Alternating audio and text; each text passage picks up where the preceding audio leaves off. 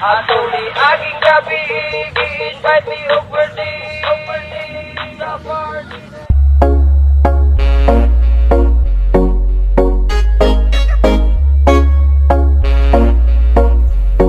Paminaw ni pre.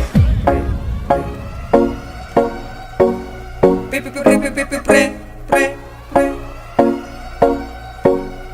Bantay jud ka pre. Masakpan gani ka ni Marie. Nakay bae, sige na ra ba si Marie o duda. Sige siya duda kay sunod-sunod mo uli kag buntag na. Duda kay naay ka panawag ka babae. Duda kay wala ka nanguhit sa iya. Duda dili na daw ka pareha sa una. Duda silpon ni mo has ka bisiha. Duda nakakita nata sa balita sa TV. Usahay nga ni makita nato ni sa FB. Usa ka mister sapon nga nagkumbati. Gikulata sa misa sila duha sa bae. Kumasapon ka sa imong asawa. Kasagara makabunggag raba ning pamilya. O kung di mapukan maputol pa ang imo. Ako makarat og machika grabe ka ulawa. Busahin og toke ayaw og patital sa kalokadidang. Busahin og toke bantay ka pre. Kay si Mare sige na og duda. Sige siya duda kay sunod-sunod mo uli kag buntag na. Duda kay naay ka panawag ka babae. Duda kay wala ka nanguhit sa iya. Duda dili na daw ka pareha sa una. Duda silpon ni mo has ka bisiha. Duda imong gihuna-huna puro lang walwal. Sa imong pamilya wa kay plan. Puro ka pangatika, puro ka lamlam. Pag wag o na itaon pre ang bisyo biya. Imong gihuna-huna puro lang walwal. Sa imong pamilya wa kay plan.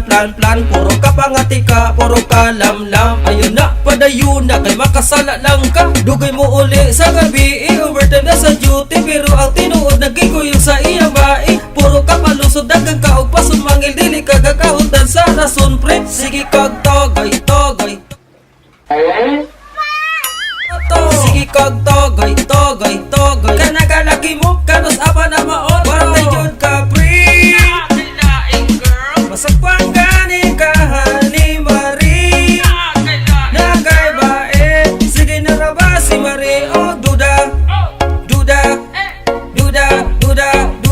Sige siya duda kay sunod-sunod mo uli kag buntag na. Duda kay naay ka panawag ka babae. Duda kay wala ka nanguhit sa iya. Duda dili na daw ka pareha sa una. Duda silpon ni mo has ka bisiha. Duda Mitras na paytay o sa ula hindi magmahay.